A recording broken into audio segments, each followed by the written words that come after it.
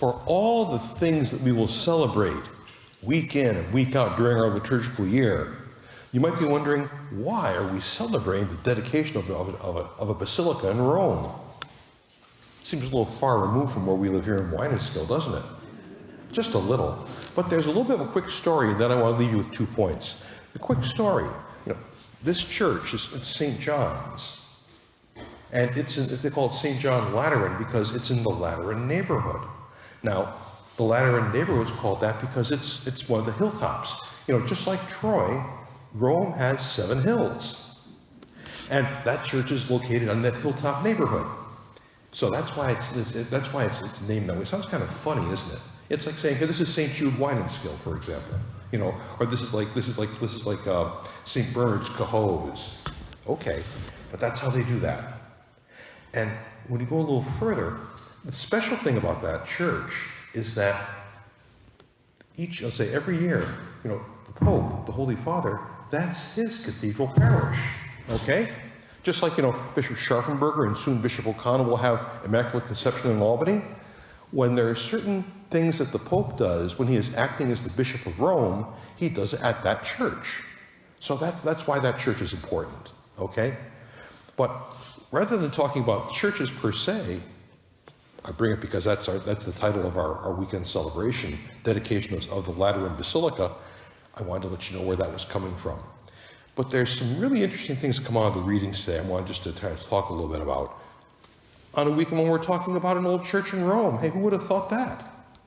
How about that? How about our first reading today? That talk from the prophet Ezekiel about waters flowing from the temple. Living waters, as Ezekiel puts it. We can understand that. We think about the experience, say, baptism, living waters that that help to begin our initiation in faith. The gift of the Holy Spirit we receive in baptism.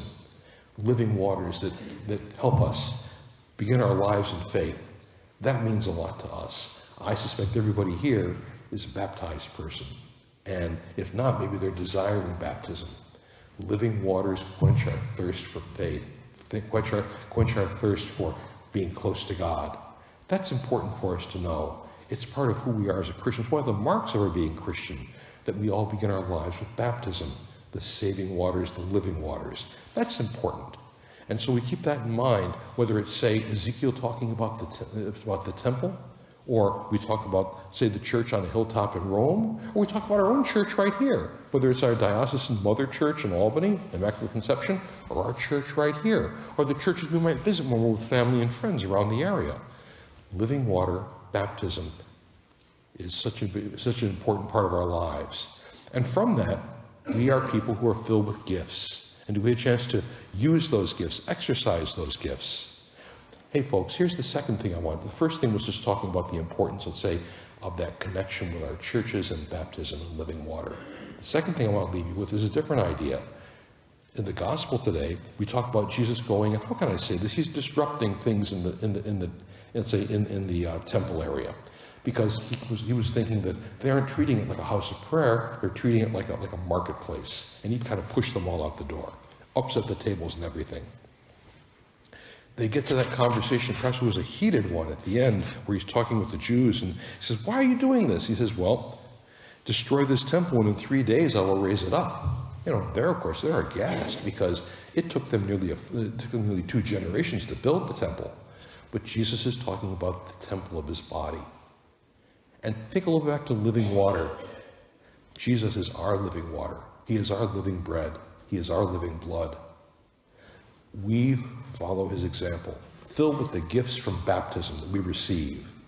Can we use Jesus with the urgings and the support of the Holy Spirit and of our baptismal families to help shape our gifts to become the men and women we have been blessed and gifted to become by our loving God?